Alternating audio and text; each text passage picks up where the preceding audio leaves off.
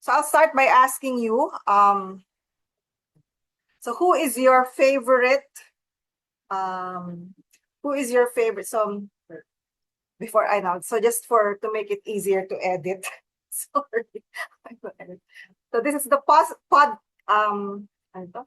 The UP Quality Assurance Raters a month ago encouraged us to do a podcast, but the department doesn't have its own studio and we don't have industrial grade lighting and camera.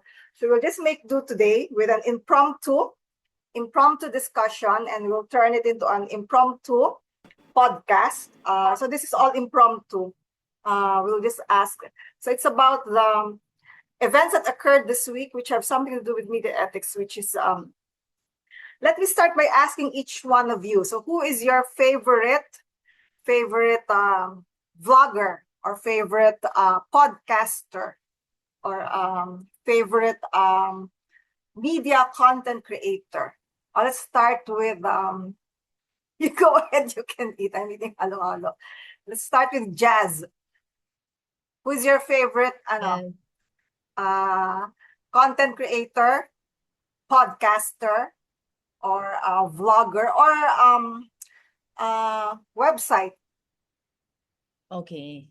Right now, whenever I'm online, I usually go for entertaining news sites. Not really news, but more of entertaining articles.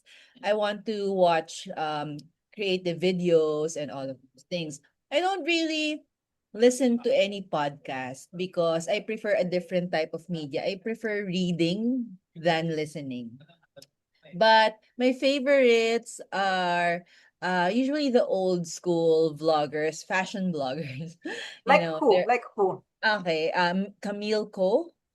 She's a Okay. fashion stylist. Ever since she was young, I have followed her already. I think that was Lookbook in the past. No? So that was years ago already. And then she had an Instagram account where she posts lots of her OOTDs or outfit of the day. Let's check. So yeah, it's Camille Co. What about So for mainstream media? Who are your favorite hosts? Or so this? So you're not into you're not really, you don't really subscribe to any of those podcasters and vloggers. for mainstream, For my mainstream, favorite. Hmm. your I'm not. go-to. Mm, is there a go-to? No one? Anchor? Reporter? Maybe si ano, also from UP, si Miss sino yung lumulusong sa You know? si Cara David, ayan. So I Okay. like her because of her, I think the personality that she shows online, no. But it's more of a lifestyle kind of vlog. Um, I don't, to be honest, I don't have a favorite. I like the writing of Miss Iris Gonzalez from the Philippine Star. Like Mhm. the how she writes, it's like she really details no what she saw, what how the speaker is talking, no. So I when I read her articles, it's like I'm there also on the location where she was at. So I can feel the sense in her articles. Also, she's closer to, I think her news writing is closer to an actual news writing versus other articles that are more editorial toned.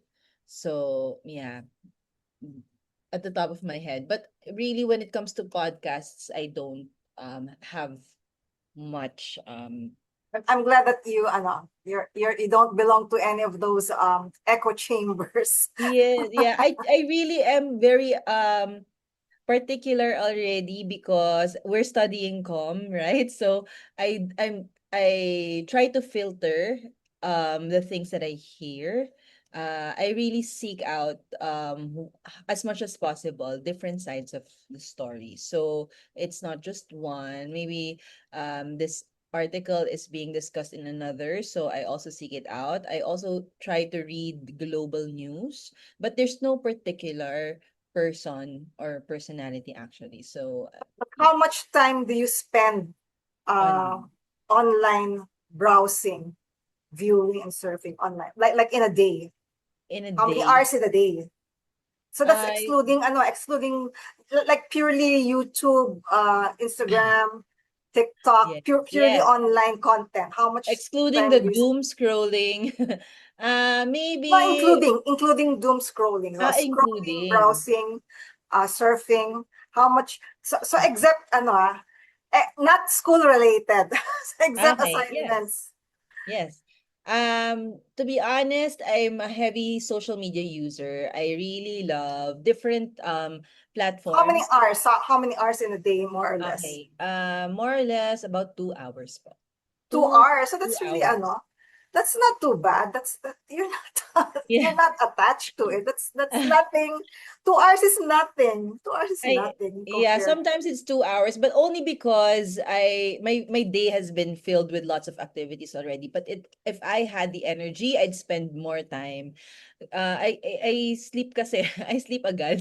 Parang nakakatulog ako. So That's including the mga YouTube, yung mga ganyan. That's just 2 hours a day. Talaga? excluding, including. Yes, ma'am. Opo. That's that's minimal actually. Minimal. Yeah, What is the for average? I'm curious. What is the average po kaya that Gen Z is people like spend?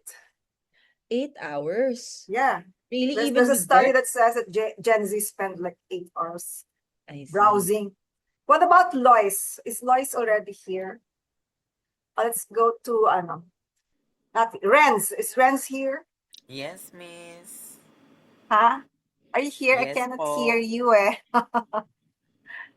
Hi How many po. hours a day do you spend just online? So yung YouTube, Instagram, Facebook, TikTok, Mga 4 pwedeng news din. hours Pwedeng po. news din naman. So including that, news site. So those that are not, when you're not researching, so yung purely on your own free time. So how many hours a day is that for you? Around 4 hours, miss. 4 hours. So who is your favorite? Who is your favorite vlogger, podcaster, YouTuber, uh, or host? In terms of podcast po, if you know about ang Walang Kwentang podcast.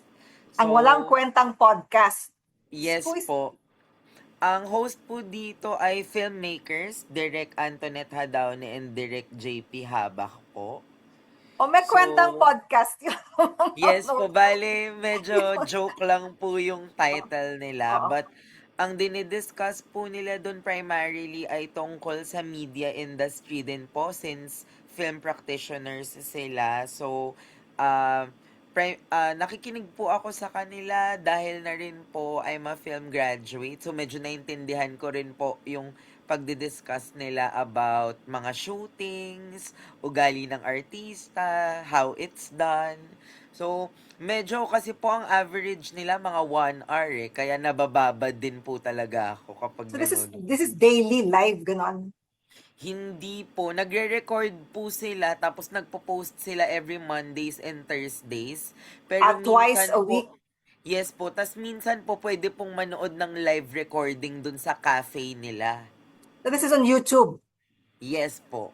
So, On so YouTube pinapanood mo po sila siya. just because you like, it's not because it's required anywhere. Yes po. Gusto ko lang din po siya kasi I feel like nature din po ng Pilipino na makinig sa chismis about artistas or about the people that we look up to kasi dun po medyo nakakapag-spill sila ng tea about artistang primadonna or nalilate sa set.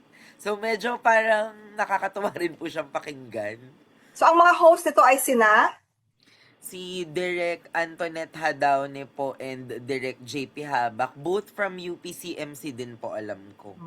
Okay, so I'll abangan ko sila. So I'll just type their names and it will show up. Yes po, ang Walang Kwentang podcast on YouTube po. Okay, sige, hanapin ko. What about Lois? Is Lois already here? I think you mentioned before about is it Dog Divas? Ano yun? dog show or something. Dog Ah, show Dog divas, Show bro. Diva. Dog show divas at tinignan ko sila, nakakatawa sila. Ano, it's just like a round table discussion, right? So those are still your favorite podcasters, vloggers, YouTubers. Actually, ma'am, ako personally, I rarely listen to podcasts. Siguro nung nauso na lang talaga siya sa TikTok because I see clips from TikTok. So sino And paborito mong TikTokerist? my favorite TikToker is probably would be Kila Kushla, ma'am. Who, Kasi who I'm is it? Who is it? Kila Kila- Kush. What is it? What's the niche? What's the Her content po is more on makeup because I like doing makeups and then fashion. And then she's also sassy. She's maarte. She's very conyo. So parang, I don't know. Yeah, I will look this up. when I was Sash. when I was still in senior high and college, What is the ma'am, first one? Kiku. Kila Kush, ma'am. One Kila person lang po Kush. yun. Yes, Ah? ma'am. That's Yes, just ma'am. a pen. That's just a showbiz name. Her name is Kush talaga po. Kush. Kush. Okay. Yes, ma'am. Sounds like a makeup brand too. Yes, ma'am. She She's does very like a sassy. tutorials. She has tutorials. Opo. But she became very, ma'am, cancelable, toxic. Because may mga, she's rich. So sometimes po yung mga takes niya on social issues can be very, selfish. About makeup. So while she's doing her tutorial, she's Yes. commenting. Yes. Okay. Baka, Yeah. nako ha. And she's privileged kasi, ma'am, so maybe she doesn't really know like how people feel about things. You Ganyan. think it's spontaneous? There's nothing more to it. You don't see the evolution probably from a simple tutorial and then it evolved into political comments. You don't see any you think it's Well- all spontaneous. Now that we were discussing about it, ma'am, Now I that we're realized, discussing you might yeah, could be, ma'am, could be. Maybe I was too young to think things through that time. Pero I think ngayon, when you're doing your tutorial, that's the last thing you would be diba, inclined to do, right? I mean, right. if it's a niche, so maybe it has maybe there's something to it when she does that. Could be. So who else are you, what's the other one that you said? I like Windura, ma'am. She's very funny. Windura? Windura. Windura. Apo, trans siya, ma'am. And then, their contents are very, random, nonsense. Puro patawa lang po. Kasi I like watching good vibes TikTok contents. So these are on TikTok. 'Cause Yes, ma'am. I now have a TikTok account. Really, ma'am? No, it's our dog. I'm featuring our community dog lexicon. I'll send you the link. Okay, so what about if your favorite vlogger or podcaster, if he or she were receiving money, you found out that for example, see Jazz, your favorite vlogger is who is this, Camille Ko? Jazz?